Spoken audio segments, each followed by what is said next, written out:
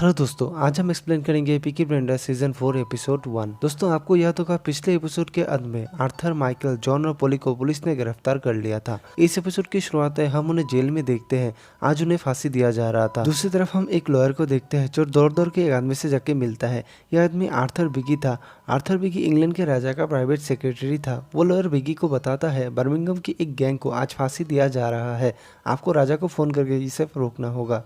और इस गैंग का लीडर थॉमस शेल्बी ने कुछ कागज भेजा है जिससे साबित होता है मिस्टर चर्चिल और किंग जॉर्ज रोनो के साथ उस टैंक्स के चोरी में शामिल थे। और उसने एक किंग जॉर्ज का लिखा हुआ लेटर भी भेजा है। आर्थर भी कहता है उसके हाथ ये लेटर्स कैसे लगे। वो लॉयर कहता है उसने जब रोनो के घर में चोरी किया था तब उसे वहाँ ये लेटर्स मिल गए थे। उसने मुझे कहा है अगर उसके परिवार को छोड़ दिया जाए तो वो मेरे सामने इन लेटर्स को जला देगा। बिगी कहता है उनको फांसी कब दिया जा रहा है। वो लॉयर कहता है अभी। हमारा प्लान उनके फांसी को रोकना था, लेकिन कल किसी लोकल जज ने उनके फांसी के दिन को आगे कर दिया है। बिगी तुरंत राजा को कॉल करता है। इधर हम इन सब को देखते हैं जिनके पास समय काफी कम था। फांसी का फंदा उनके गले तक पहुंच चुका था। तभी एक पुलिस भागा भागा आकर उनके फांसी को रुकवाता है और उन्हें छुड़वाता है। फिर से हम उस लॉयर को देखते हैं। वो बिगी से कहता है मिस्टर शेल्बी ने और एक शर्त रखा है, वो राजा के लेटर को तब जलाएगा अगर उसे इस साल ओबी अवार्ड दिया जाए।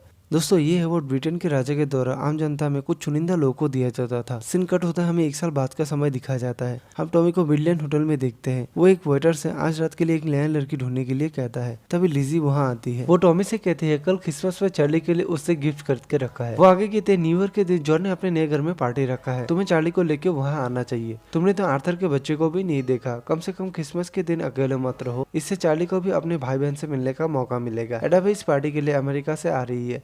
टॉमी कहता है मुझे पता है, मैंने ही एडा को छुट्टी लेने के लिए कहा था। लिजी कहती है ठीक है, कल तुम्हें हमारी एक फैक्ट्री में जाना होगा, वहाँ वर्कर यूनियन के लोग कुछ हंगामा कर रहे हैं, वो तुमसे मिलना चाहते हैं। लिजी आगे कहती है तुम एक और साल ऐसे नहीं जी सकते। ये कह के वो वहाँ से जाने लगती है। तभी टॉमी कहता है मेरे पास तुम्हारे लिए कुछ है। ये करके टॉमी उसे कुछ पैसे देता है। लिजी वो पैसे लेके वहाँ से चली जाती है। सीन कट होता है, हम रात को टॉमी के साथ एक लड़की को देखते हैं। सुबह टॉमी फैक्ट्री जाता है। हम वहाँ माइकल को ड्रग्स लेते हुए देखते हैं। तभी टॉमी अंदर आता है। माइकल कहता है मैंने तुम्हें कहा था तुम्हें क्रिसमस के दिन आने की जरूरत नहीं है, मैं ये संभाल लेता। हमें टॉमी की बातों से पता चलता है टॉमी को माइकल के ऊपर भरोसा नहीं है कि माइकल ये सब संभाल पाएगा, क्योंकि ये समस्या पहले भी दूसरे फैक्ट्री में आ चुका था जहाँ माइकल इसका समाधान नहीं निकाल पाया था। माइकल कहता है वर्कर यूनियन की लीडर जेसी एडन चाहती है हम महिलाओं को पुरुष के समान पैसा दे। माइकल आगे कहता है क्या तुम चाहते हो मैं इस मीटिंग में रहूं? टॉमी कहता है नहीं। माइकल जाने लगता है। तभी टॉमी उसे रोकता है और टेबल में 2 खाली कोकीन का बोतल रखता है। माइकल टॉमी को समझाने लगता है। टॉमी कहता है तुम्हारी माँ कैसी है? आज मैं पोली के घर के सामने से गुजर रहा था, वहाँ मैंने ड्रेन पाइप को टूटा हुआ देखा। माइकल कहता है आजकल बहुत काम रहता है, उसके बाद भी मैं सो नहीं पाता, मुझे फांसी के दिन याद आते हैं, इसीलिए मैं ड्रग्स लेता हूँ। टॉमी कहता है मैंने तुम्हारे माँ के बारे में पूछा है, तुम्हारे बारे में नहीं। माइकल कहता है माँ जब जेल में थी तब डॉक्टर उन्हें दवाइयाँ देते थे, वो अभी भी वो दवाइयाँ लेती है और उसके साथ वो ड्रग्स भी लेने लगी है। वो आजकल आत्माओं से बात करती है, हालत बहुत खराब है। टॉमी कहता है पोली जो भी इन आत्माओं के बारे में कहे वो तुम विश्वास करना शुरू करो, फिर धीरे धीरे इन दवाइयाँ और ड्रग्स से उन्हें दूर करने की कोशिश करो। माइकल कहता है तुम तो फैमिली एडवाइस देने लगे हो, क्या तुम वापस आ रहे हो? टॉमी कहता है वापस आने के लिए कुछ भी बचा नहीं है। माइकल जाने लगता है। टॉमी कहता है इस जेसी एडन के बारे में पता लगाओ और अपने माँ के हाथ से पैसे और उसकी को दूर रखो, जिससे कि वो कुछ भी खरीद ना पाए, और मेरे ऑफिस में दोबारा ड्रग्स मत लेना। सीन कट होता है, हम पोली को अपने काल्पनिक आत्मा से बात करते हुए देखते हैं। वहाँ हम एक चिट्ठी देखते हैं। दूसरी तरफ हम जॉन को उसके नए घर में देखते हैं। तभी एडा वहाँ आती है। जॉन एडा को उसके घर में रहने के लिए कहता है, लेकिन एडा मना कर देती है। वो कहती है वो पोली के साथ रह के पोली को सुधारने की कोशिश करेगी। जॉन कहता है लेकिन तुम्हें पार्टी में आना पड़ेगा। तभी एस्मी वहाँ आके एडा को ताने मारने लगती है, क्योंकि एडा अभी भी टॉमी के लिए काम करती थी। एडा वहाँ से आर्थर से मिलने निकलती है। हम आर्थर को उसके बेटे के साथ देखते हैं। दोस्तों, आर्थर के घर भी वही चिट्ठी था जो पोली के घर पर था। एस्मी लिंडा को फोन करके बता देती है कि एडा उनके घर आ रही है। लिंडा आर्थर को ये खबर देती है। आर्थर ये सुन के बहुत खुश होता है। इधर जेसी एडन टॉमी से मिलने आती है। हमें जेसी एडन की बातों से पता चलता है उसे टॉमी के बारे में सब कुछ मालूम है, यहाँ तक कि जो कंपनी टॉमी दूसरों के नाम पर चलाता है वो भी उसे मालूम है। टॉमी कहता है तुम चाहते हो मैं औरतों को पुरुषों के समान पैसा दूं, तो आपसे मैं औरतों को ज्यादा पैसा दूंगा, लेकिन वही पैसा मैं पुरुषों से काट दूंगा और कहूंगा ये तुम्हारे वजह से हुआ है। जैसे एडन भड़क जाती है और कहती है मेरे यूनियन के सारे वर्कर हड़ताल करना शुरू कर देंगे। टॉमी कहता है तुम्हें क्या लगता है त्योहार के समय कोई अपना काम छोड़ेगा? जैसे एडन कहती है मैं तुमसे डरती नहीं हूँ, क्रिसमस के बाद हम हड़ताल जरूर करेंगे। ये कह के वो वहाँ से चली जाती है। सीन कट होता है, हम टॉमी को उसके घर में देखते हैं। तभी फ्रांसिस नाम की एक मेड टॉमी को कुछ चिट्ठी देकर कहती है सर हमारा शेफ नया है, वो जानना चाहता है कल क्रिसमस पार्टी में कितने लोग आएंगे। टॉमी कहता है करीब 27 लोग आने वाले हैं। दरअसल वो 27 लोग जॉनी डॉग लेके आने वाला है, क्योंकि टॉमी चाहता है चार्ल्स क्रिसमस के दिन अकेला ना रहे। टॉमी फ्रांसिस से कहता है, मैं चाहता हूँ कल तुम हमारे साथ एक साथ बैठ के डिनर करो, क्योंकि पिछले 1 साल से तुमने चार्ली का बहुत ध्यान रखा है। फ्रांसिस कहती है, सर तब मेरा बहुत काम रहेगा, लेकिन मैं चाहूंगी इस साल हमारा सब कुछ ठीक हो जाए। टॉमी उन लेटर्स को देखता है। हम वहाँ उसी लेटर को देखते हैं जो हमने पॉली और आर्थर के घर में देखा था। टॉमी वो लेटर खोल के चौंक जाता है, क्योंकि वो लेटर ब्लैक हैंड गैंग का लीडर लूका चांगरिटा ने भेजा था। दोस्तों आपको याद होगा टॉमी ने सीजन 3 में वासिंडी को मार डाला था। लूका उसी वासिंडी का बेटा था। दूसरी तरफ हम एडा को आर्थर के घर में देख क्या काम करते हैं। लिंडा कहती है कि वो टीचर की जॉब ढूंढ रही है, लेकिन शेल्बी की फैमिली की खराब नाम की वजह से उसे कोई काम नहीं मिलता। और आर्थर को कुछ काम करने की जरूरत नहीं है, क्योंकि उसके पास पहले का ही बहुत पैसा बचा हुआ है। वो बस बगीचों पे ध्यान देता है। आर्थर कहता है वो एक गैराज खोलना चाहता है, लेकिन इसमें लिंडा का सहमति नहीं है। दोस्तों ऐसा लगता है लिंडा आर्थर को पूरी तरीके से कंट्रोल करती है। तभी फोन बजता है। आर्थर फोन उठाने जाता है। फोन पर जॉन था। जॉन कहता है, मुझे लूका चांगरिटा से एक लेटर मिला है, इसका मतलब हमारा जान खतरे में है। आर्थर भी ये सुनकर डर जाता है, क्योंकि ब्लैक हैंड गैंग एक बहुत ही बड़ा माफिया था। ये लोग पेशेवर कातिल थे। आर्थर एडा से कहता है कि वो उससे अकेले में बात करना चाहता है। लिंडा उनके पीछे आने की कोशिश करती है, लेकिन आर्थर उसे वही रोक देता है। इधर एस्मी सब कुछ सुन लेती है। वो जॉन के ऊपर चिल्लाने लगती है। वो कहती है, टॉमी ने वासिनी को मारा था, हमें इससे क्या।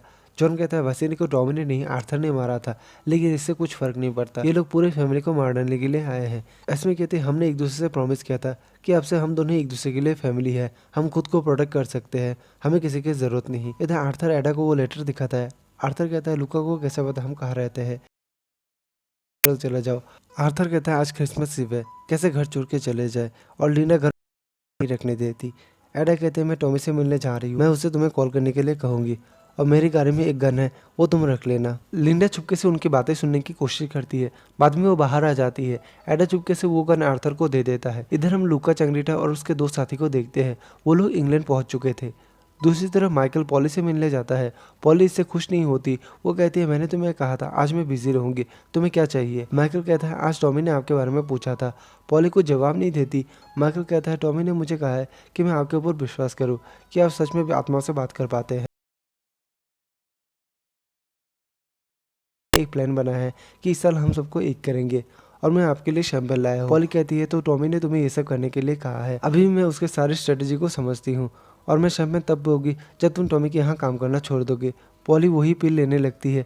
सीन कट होता है। हम टॉमी को चार्ल्स के साथ देखते हैं। थोड़ी देर बाद टॉमी को एक गाड़ी की आवाज़ सुनाई देती है। टॉमी अपने बंदूक को निकाल लेता है, लेकिन वो गाड़ी एडा की थी। टॉमी एडा से कहता है, मुझे लगता है दूसरों को भी ये लेटर मिला होगा, ये लोग प्रोफेशनल किलर है।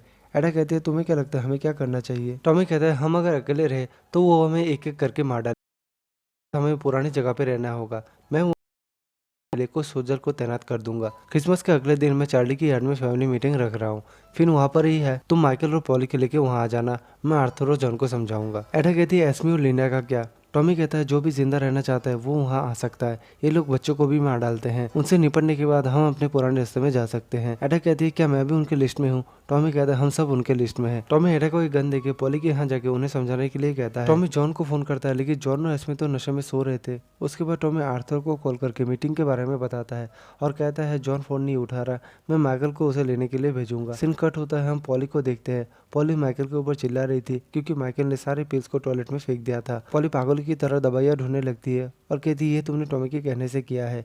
माइकल कहता है, नहीं, ये मेरा खुद का डिसीजन है, मैं चाहता हूँ आप मेरे साथ आके रहे, मैं आपको मदद करूंगा। पॉली शैंपेन की बोतल फेंक देती है और टॉमी के ऊपर चिल्लाने लगती है। तभी एडा वहाँ आती है। पॉली कहते हैं, मैं सुबह से कोशिश करी हूँ, आज मैं बिल्कुल ठीक रहूंगी, मैं तुम्हारे सामने अच्छी रहूंगी।